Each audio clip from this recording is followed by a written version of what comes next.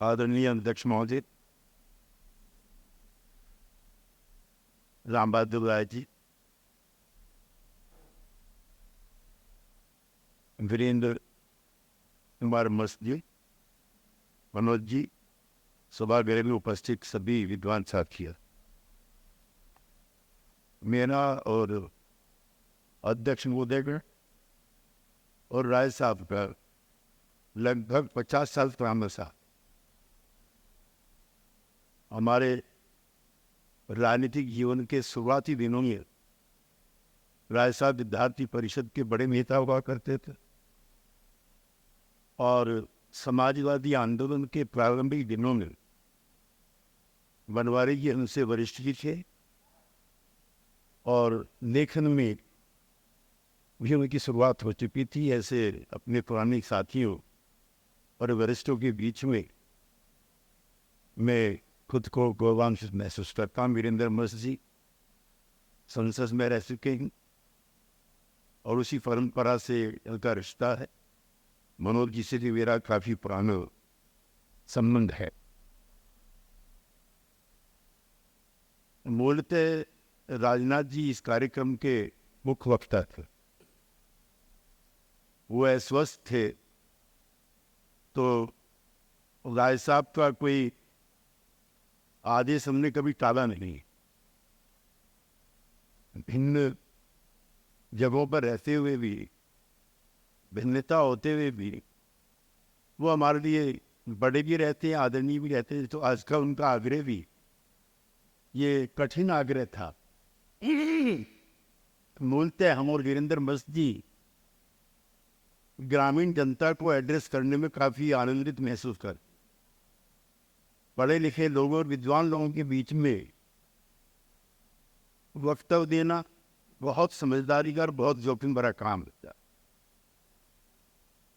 इसमें आलोचना की बहुत संभावनाएं बनी रहती हैं। वे फिर भी संकुचित होकर के कुछ बातें इस अवसर पर कहना चाहता हूं। जो विषय छांटा गया है, आज समाज में भी और संसद में भी गतिरोध है और इसके आगे बढ़ने की संभावना। और उसमें 25 जून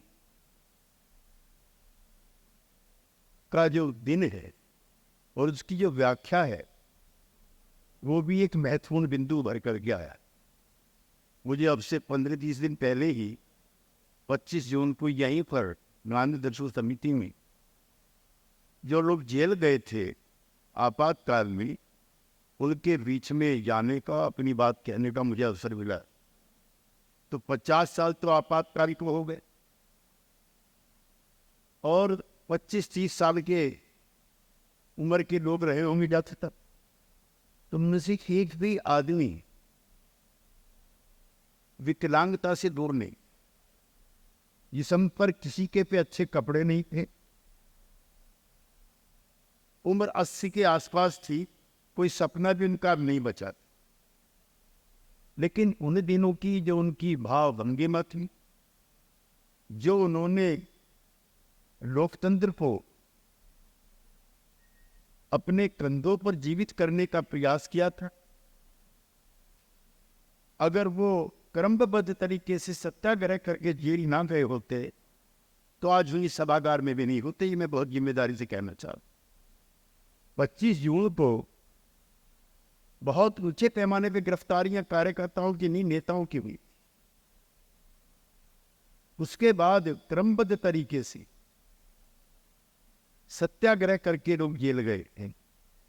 तो उन्हीं के बीच में अब से 15-20 दिन पहले इसी बाजू के सभागार में मुझे आमंत्रित किया गया था। विस्तार से राजनाथ जी का वक्तव्य देखने, पढ़ने को, सुनने को मिला। हमें भी संसद का कार्य करते हुए कई बार विदेशों में जाकर के वहां के लोकतंत्र को समझने का और देखने का भी अवसर मिलता है। लेकिन 25 जून को लोकतंत्र की हत्या हुई थी या नहीं हुई थी, इस पर बहस नहीं होनी चाहिए। अमित शाह जी ने जब ये निर्देश जारी किया, या जो उन्होंने पत्र जारी किया कि 25 जून को हम लोकतंत्र के जो समाप्ति हुई थी, हत्या हुई थी, उसका दिवस हर साल मनाएंगे, तो ये कोई अनहोनी घटना नहीं थी विपक्ष के लिए।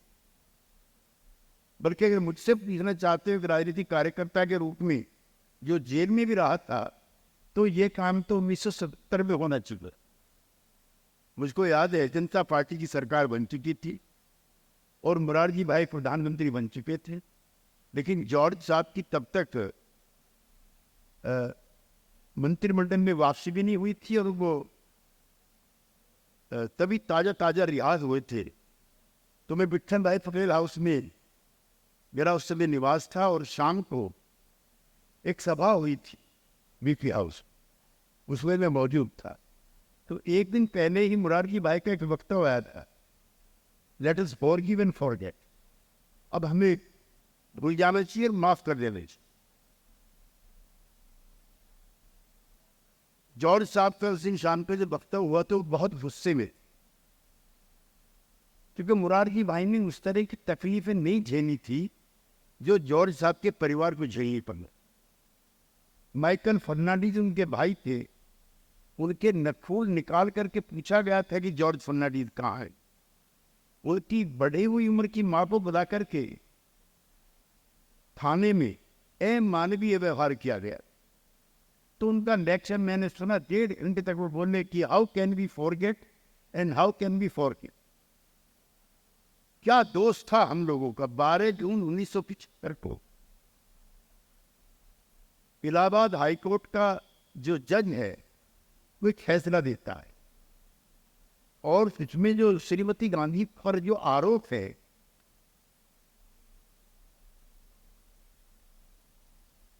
उसमें है कि चुनाव के दौरान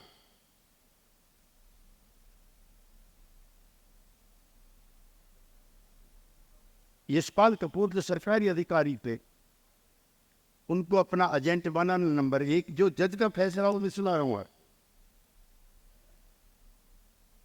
स्वामी अद्वैतानंद को 50,000 रुपये घूस देकर उस समय उम्मीदवार बनाना रायबरेली से। वायुसेना के विमानों का दुरुपयोग करना, चुनाव के दौरान डीएमएसपी की अवैध मदद लेना,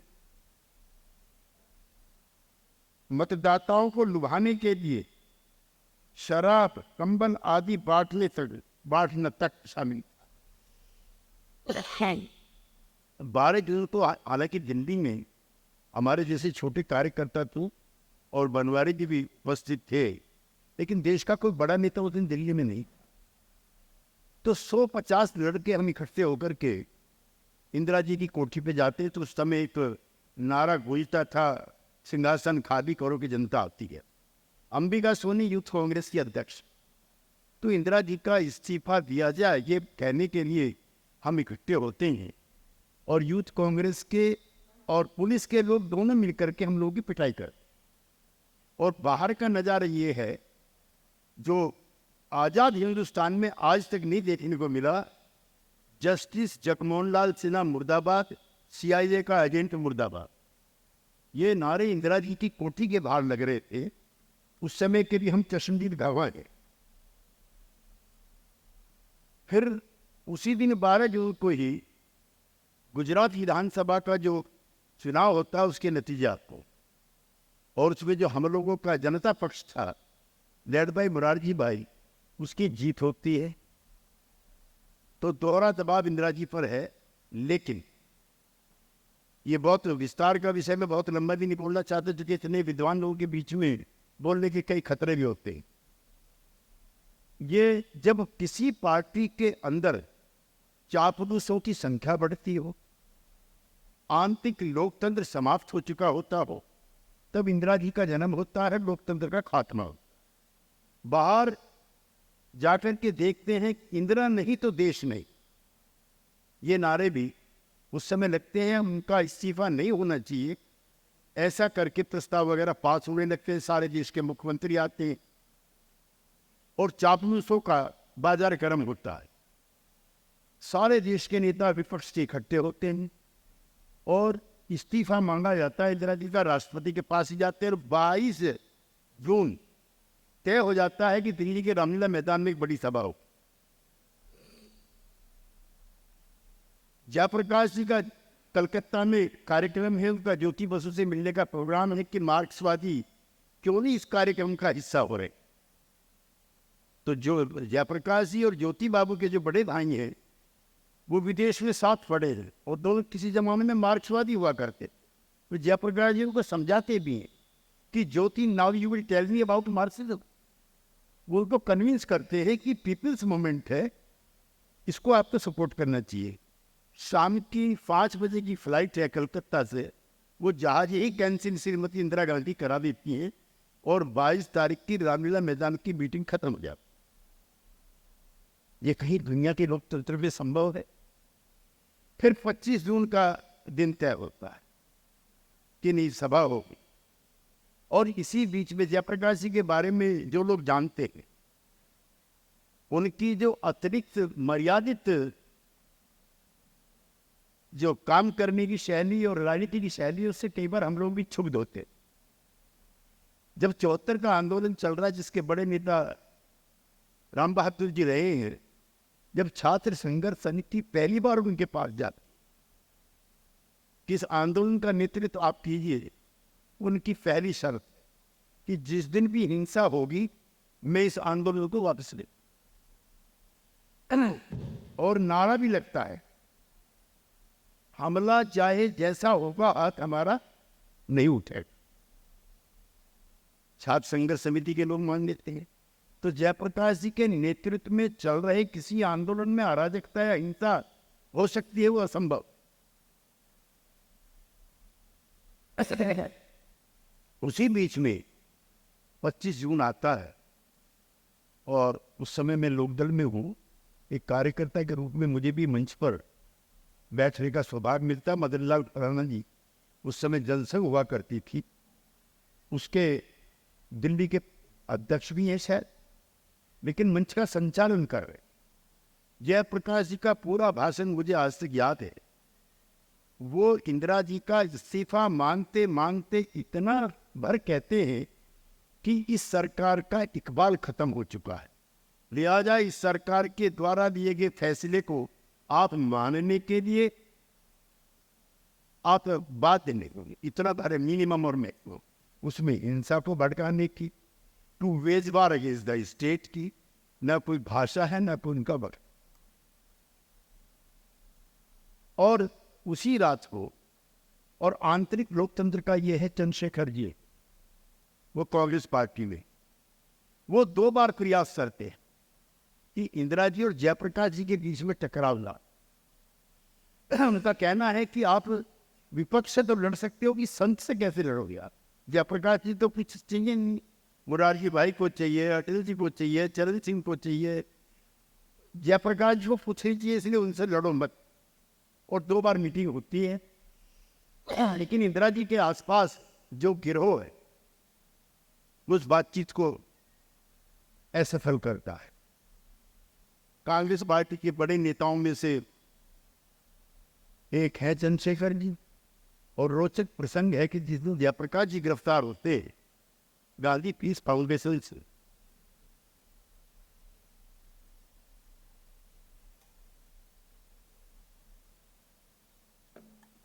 नॉर्थ साउथ एवेन्यू से चंद्रशेखर जी गाड़ी लेके जाते हैं। जयप्रकाश जी को क्यों गिरफ्तार कर लिया भाई? उनके लिए असम में बड़ी खबर है, वो कांग्रेस वर्किंग कमेटी के मेंबर है, लेकिन वो कहते हैं कि गिरफ्तार तो आप भी ही किधर बैठ गए, ये चंद्रशेखर जी। और वो दिन इसलिए भूलने लायक नहीं है मुझे। पिछले महीने 9 मई को मुझको, अब जो रूस है वहां के कुछ साथियों का एक निमंत्रण प्राप्त होता कि विक्ट्री डे मना रहे हैं इन लोग, हर साल की बात ही, और चाहते हैं कि आप भी इसमें शामिल। तो मैंने मई दिवस सुना था मजदूरों का, मुझे रूस की जो अक्टूबर क्रांति है वो महान दिवस है, ये भी मैंने सुना था। विक्ट्री डे के बारे में मेरी इतनी जानकारी स्पष्ट नहीं थी, लेकिन मैं एक चीज आपसे इसलिए शेयर करना चाहता हूं कि हमारे जनमानस के पटल पर अगर कुछ स्मृतियां बची हुई हैं आपातकाल की, वो समाप्त हो जाए। लेकिन पूरा पूर्वी Europe, Poland, Romania, Hungary, Czechoslovakia, Kazakhstan, Uzbekistan, जितने भी ये मुल्क हैं, सब मुल्कों में विक्ट्री दिवस मनाया जाता है। डेमोक्रेसी की जो फासिज्म पे, तानाशाही पे जीत हुई है, उसका दिन 9 मई। 7.5 करोड़ लोग उस युद्ध में मारे जाते, और तानाशाही एक फिनोमिना बन गई है। जैसे मार्क्सिज्म है, सोशलिज्म है, डेमोक्रेसी है, तो पूरा यूरोप उससे ग्रस्त। एक प्रसंग का जरूर मैं इसलिए जिक्र करना चाहता हूँ, वो कांग्रेस के कार्यकर्ताओं के लिए जो आज आपातकाल का भी विरोध कर रहे हैं। जवाहरलाल जी जेनेवा में है, कमला जी का इलाज चल रहा, वो टीबी की मरीज है। उस समय वहां से आने वाला जहाज फ्यूल लेता था रोम में। रोम में मुसोलिनी का राज है, यानी कि तानाशाही है। वही बीच का व्यक्ति मुसोलिनी को मैसेज करता है कि पंडित जवाहरलाल नेहरू आपसे मिलना चाहते। 1.25 घंटे की शायद फ्लाइट रुकती है एयरपोर्ट पर। ये उन्होंने अपनी आती तथा मेरी फैम से मैं उल्लेख कर रहा हूं। जवाहरलाल नेहरू जहाज के अंदर बैठे रहते हैं मुसोलिनी का संदेश प्राप्त करने के बावजूद भी, और वो मने कर देते हैं कि मुसोलिनी से इस दौर में मेरा मिलना, जब मैं खुद अपने देश की आज़ादी की लड़ाई लड़ रहा हूं मेरे सिद्धांतों के खिलाफ। और वो जहाज से उतर करके नहीं आते हैं और मुसोलिनी से मिलने से इनकार कर देते हैं।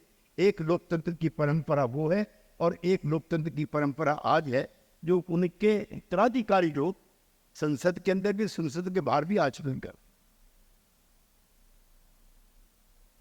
और जो दूसरी बुराइयां हुई उसकी, जिसमें डायनेस्टिक सक्सेशन भी शामिल है, वो भी आपातकाल में ही स्थापित होता, क्योंकि उसके लिए परिस्थितियां सही। जो खुला लोकतंत्र है उसमें कोई अपनी औलाद को इतने बड़े पद पर नहीं बैठा सकता। पार्टी के अंदर भी विरोध होगा। और मैं एक प्रसंग और इसमें जोड़ना चाहता हूं।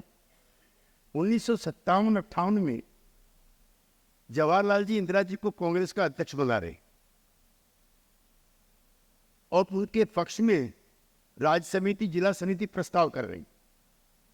तो उनके ही साथी हैं मंत्रिमंडल के वरिष्ठ कांग्रेसी महावीर त्यागी, जो खुद जवाहरलाल की तरह से 9.5 साल जेल में रहे हैं।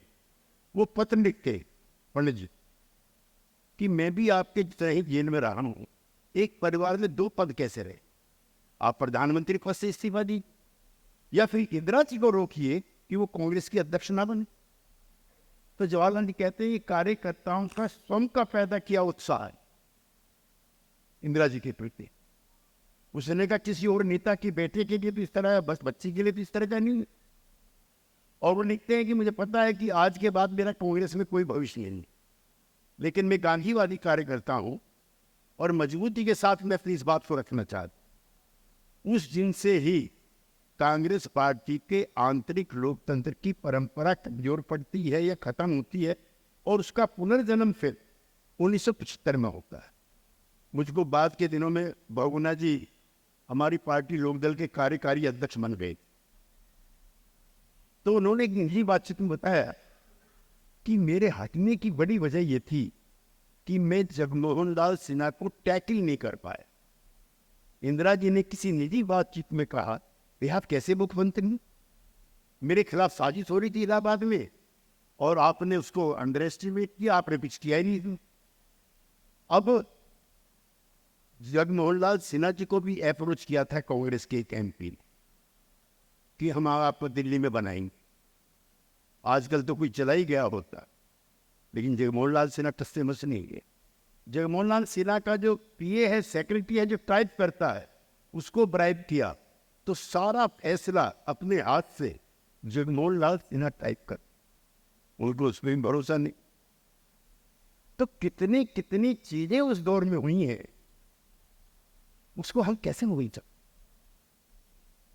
जयप्रकाश जी की किडनी खराब हो गई, हम जेल में थे, पता लगा अटल जी का भी स्वास्थ्य खराब है, चौधरी चरण सिंह भी अस्वस्थ हो गए थे। और अभी भी उनके चेहरे मुझको याद है, जो पिछले 25 जून को यहीं पे मिले थे, एक के चेहरे पर भी रमन न करे, रौनक। क्योंकि हम लोग तो MP भी बन गए, मिनिस्टर भी बन गए, प्राइम मिनिस्टर भी बन गए, मंत्री भी बन गए, मुख्यमंत्री भी बन गए, जेल गए हुए लोग, लेकिन लाखों लाख, 1 लाख से ज्यादा गिरफ्तारी हुई थी, जिनको लोकतंत्र के अलावा कुछ भी नहीं। 25,000 रुपये पर महीने के हिसाब से मुलायम सिंह यादव जी ने उत्तर प्रदेश में एक मानदेय राशि की घोषणा की। अब उनके सुपुत्र भी कह रहे हैं कि आपातकाल जो है सही। हमारे दूसरे मित्र लालू प्रसाद यादव जी, आपातकाल के दौरान ही उनकी बेटी का जन्म होता है, जिसका नाम है निशा। अब उनको भी ऐतराज। कोई दिन नहीं था जब MK करुणानिधि के नेतृत्व में 15 लोगों का जत्था सत्याग्रह करने के लिए चेन्नई से ना निकलता हो। उनके बेटे करुणानिधि भी अब वहीं। और चौथा सेंटर था अमृतसर का स्वर्ण मंदिर। अकालियों को सलाम है कि एक दिन नहीं था जब जिस स्वर्ण मंदिर से 50 अकाली बोले सो निहाल के साथ लोकतंत्र की जय बोलते हुए, इंदिरा गांधी के खिलाफ बोलते हुए न बाहर आए। तो मैं कहना चाहता हूं कि जिस तरह की परिस्थितियां उस समय थी, संविधान के प्रेम्बल में लिखा है, लेखन की आजाद, अभिव्यक्ति की आजाद। उसी दिन रात को सारे जितने भी अखबार थे उनकी बिजली काट ली गई। हालांकि बाद में जो सिद्धार्थ सिंह कर रहे हैं वो कहती है मेरा फैसला नहीं है, संजय गांधी का फैसला। एक ही अखबार था इंडियन एक्सप्रेस, और जो प्रभात जी ने शुरू किया था एवरी मेंस और खाली, वो भी बंद हो गई, प्रजा नहीं थी। बाकी कुलदीप नैयर एक ऐसे जरूर और बुद्ध लेखक और पत्रकार साबित हुए कि प्रेस क्लब से 250 लोगों को लेकर के वो जरूर इसके खिलाफ निकले थे, और आपातकाल में वो जेल में भी रहे। तो वो क्या था?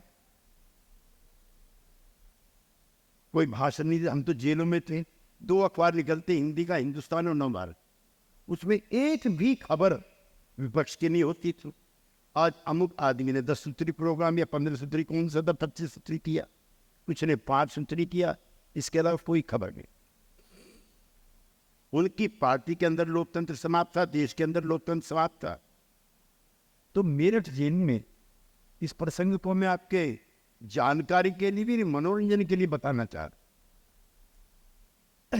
बागपत का एक सोशलिस्ट था, और इमरजेंसी में नागार्जुन जो पटना के हैं, साथियों जानते हो, उन्होंने एक बहुत बढ़िया गीत इंदिरा जी को संबोधित करते हुए लिखा, हिंदू जी क्या हुआ आपको, सत्ता के नशे में भूल गई बाप को।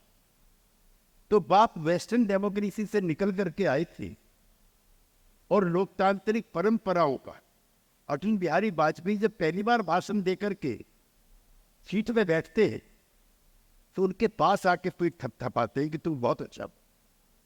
दूसरी बार जब अटल बिहारी वाजपेयी भाषण देते हैं तो बहुत खटसास पर उस पर किसी शाम को कार्यक्रम में मिलते हैं, कहते हैं आज तो खूब रगड़ाई की हमारी, हमें चर्चिल जी बता दिया, और दूसरे जो प्राइम मिनिस्टर वो वार के बाद बनते हैं वो भी आपने बता दिया है, इतनी प्रखरता के साथ। ये संसद ऐसी नहीं थी।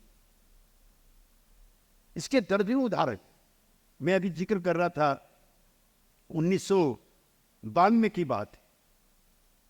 आम सहमति होती थी, डिफर करते थे। कश्मीर पर भारतीय जनता पार्टी जनसंघ की अलग राय, और कांग्रेस के और मेरे जैसे लोगों की भी अलग राय। ह्यूमन राइट्स को लेकर के UN में बड़ी बहस होती है, कांग्रेस और हमारी सरकार का पक्ष कमजोर हो जाता है। नरसिंह राव प्रधानमंत्री है, वो अटल जी से मिलते हैं और कहते हैं कि ह्यूमन राइट्स को लेकर के डिबेट है जेनेवा में और आप चलिए। कश्मीर पर जो जनसंघ की राय थी आप सब लोगों को मालूम। फारूक अब्दुल्ला को उसमें रखते हैं, खुर्शीद अहमद साहब जो है डिप्टी है वो जाते हैं। तो अटल जी को देखते, ये बात मुझको बताई अंसारी साहब ने जो हमारे उपराष्ट्रपति थे, चूंकि वो उस समय सऊदी अरबिया में राजदूत थे और वो भी उस कार्यक्रम में शामिल। तो अटल जी को देखते ही जो वहाँ का विदेश मंत्री है वो अचंभे में पड़ा कि महाराज आप यहाँ कैसे, ये तो कश्मीर पर है, आपकी तो राय कश्मीर पर अलग है। उसने कहा वही अलग है, यहाँ हम सभी। ये परंपराएं कमजोर हुई। अटल जी यूएन के एक डेलीगेशन में जाते, बीमार है, ज्यादा बीमार है, और 14-15 दिन का उस समय होता था कार्यक्रम। जब जाने लगते हैं तो इंडियन एम्बेसडर आता है, कहता है कि प्रधानमंत्री का मैसेज है, जब तक आप स्वस्थ नहीं होंगे तब तक आप जाएंगे नहीं। 2-3-4 महीने के बाद किसी अटल जी से जिक्र किया कि आप तो बड़े स्वस्थ दिख रहे हैं। उन्होंने कहा राजीव गांधी प्रधानमंत्री की मेहरबानी है, कहा तो हो सकता है कुछ बीजेपी को नुकसान हो जाए और इस पक्ष को फायदा हो जाओ, लेकिन अगर नहीं जाता हूं तो लोकतंत्र को बहुत बड़ा नुकसान। ये परंपराएं अब ये लुप्त थोड़ी नजर आ रही है। अगर शत्रु पक्ष का भाव पैदा हो जाता है, पक्ष और प्रतिपक्ष, ये तब लोकतंत्र नहीं। और लोकतंत्र अब एमपी एमएलए को नहीं, लोकतंत्र देश की गरीब जनता को चाहिए,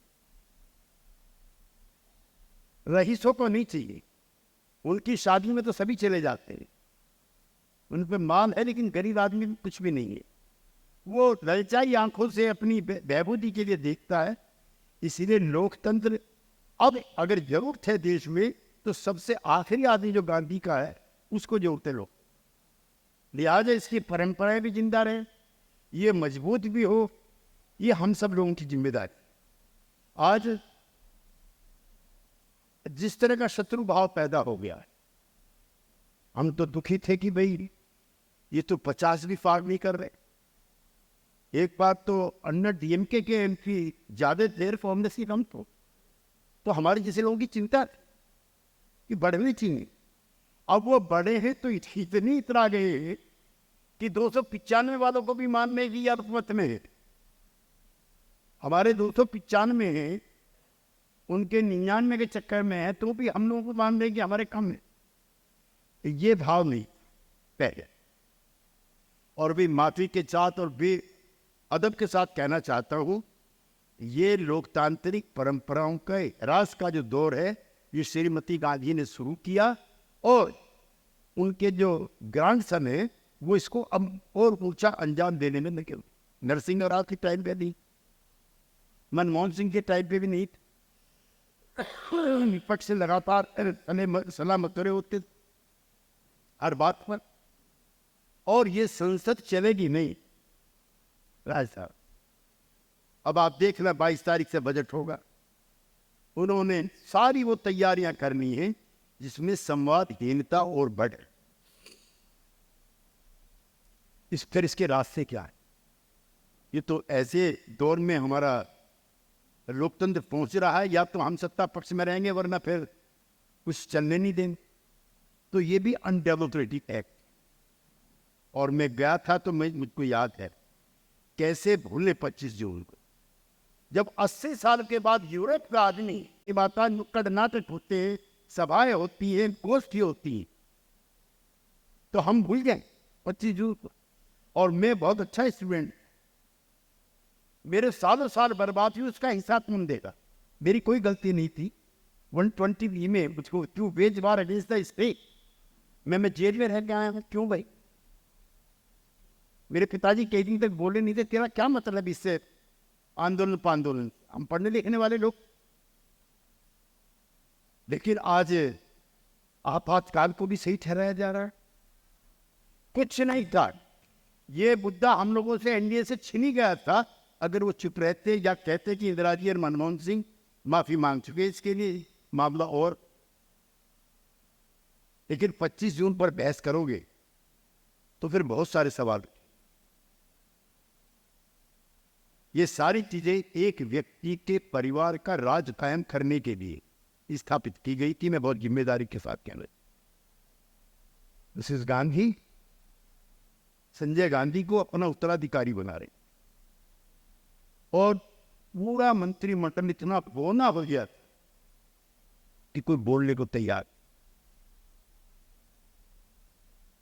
अभी उनकी किताब आई है गुजराल साहब के मेमोयर्स। उन्होंने कहा कि मैं कुछ ही दिन हुए थे मुझको हाउसिंग मिनिस्टर बने हुए, अर्बन डेवलपमेंट मिनिस्टर। मुझको धीरेन्द्र ब्रह्मचारी फोन कर दो। गोल्ड डाक खाने पे, गोल्ड मार्केट पे सबने देखा है विश्वनाथन योगासन जो कि बाजू वाली कोठी भी हमें अलॉट कर। गुजराल साहब नम्र निवेदन करते हैं कि ये मेरे बनते नहीं। वो राज्य हैं स्वतंत्र प्रभार के। अगले हफ्ते 2 हफ्ते बाद उनका स्वतंत्र प्रभार खुल जाता है। उमा शेखर दीक्षित जी बोले तो वो कैबिनेट मिनिस्टर हो जाते। 2 हफ्ते बाद फिर उनके बाद फोन आता है कि आप कीजिए इसको, जो बाजू वाला अशोका रोड का है वो हमें दीजिए। बहुत पावरफुल थे धीरेन्द्र ब्रह्मचारी से, वो भी मना कर देते हैं। दोनों को दरकिनार करके तीसरा मंत्री बनाता है और 1 हफ्ते में बराबर वाली बिल्डिंग को भी उनको दे दी जाती। ऐसा राजकाज, ऐसी परंपराएं होगी। तो आज का जो संवाद है वो परंपराएं टूटने पर है, मर्यादाएं समाप्त हो चुकी हैं। लिहाजा जो लोकतंत्र के सजग प्रहरी हैं उनका दायित्व पहले के मुकाबले में और ज्यादा मजबूत हुआ है। मुझे राय साहब को भी, बनवारी जी को भी इसलिए धन्यवाद करना चाहता हूँ। थोड़ा परिचय मेरा भी प्रभा जी से था। आपातकाल से थोड़ा पहले जब अखबार निकलना शुरू हुआ, उसके बाद जब 1987 में जब गैर कांग्रेसवाद अपने पीक पर चला, जब हरियाणा की विधानसभा में मात्र 5 कांग्रेस की जीत करके तब के सब देवीलाल जी समर्थक जो गुट था उसके जीत गए, तो प्रभास जी का शाम को कुलदीप नैयर और जेडी सेठी साहब थे, दिवंगत हो गए, ये शाम को आते थे और देवीलाल जी को कंट्रोल करते थे। कि देवीलाल जी को कंट्रोल करना भी कोई आसान काम नहीं कि किस तरह से जनता दल या जो भी प्रयोग चल रहा हो कैसे बनाए। और उनकी बहुत निकटता थी। और प्रभास जी की राय साहब को घटनाक्रम का पता है। जनसत्ता के ही एक संवाददाता का ट्रांसफर जो है दिल्ली से कहीं और हो गया। उन्होंने मुझे अप्रोच किया तो मैंने देवीलाल जी से कहा कि प्रभास जी शाम को आएंगे, आप थोड़ा हमारा निवेदन उन तक पहुंचा दें। लेकिन भाई मैं ऐसे पत्रकारों को भी सलाम और सिजदा करना चाहता हूं। उसने कहा ये काम देवीलाल जी आपका है, विपक्ष की एकता करने का, अखबार चलाने का, पत्रकारों को कहा जिम्मेदारी ली जानी है वो हमारा है। तो मैं उनके प्रति भी आज अपना प्रणाम प्रस्तुत करता हूँ कि ऐसी निर्भीक पत्रकारिता का जो भगवान से भी नहीं डरते थे, सत्तासीनों की बात छोड़, जो रुके नहीं झुके नहीं, तो उनकी स्मृति को आप सब साथी सलामत रखते हैं, बटोर के रखते हैं, सहेज के रखते हैं। और प्रभास जी की किताबें पढ़ना इसलिए भी जरूरी है। प्रभास जी की किताबें रहेंगी, उनको पढ़ा जाएगा तो ना कोई तानाशाह पैदा होगा ना लोकतंत्र खत्म हो। इसलिए भी प्रभास जी की किताबें पढ़ते रहिए। मैं अधिक समय लिया और राय साहब का धन्यवाद। इस जोखम के साथ की जो कुछ गलतियां मेरे वक्तों में हुई होंगी वो इनके आदेश की वजह से हुई है। मेरी कोई इच्छा, कोई गलत शब्द या कोई खराब भाषा इस्तेमाल करने की नहीं थी। बहुत बहुत धन्यवाद।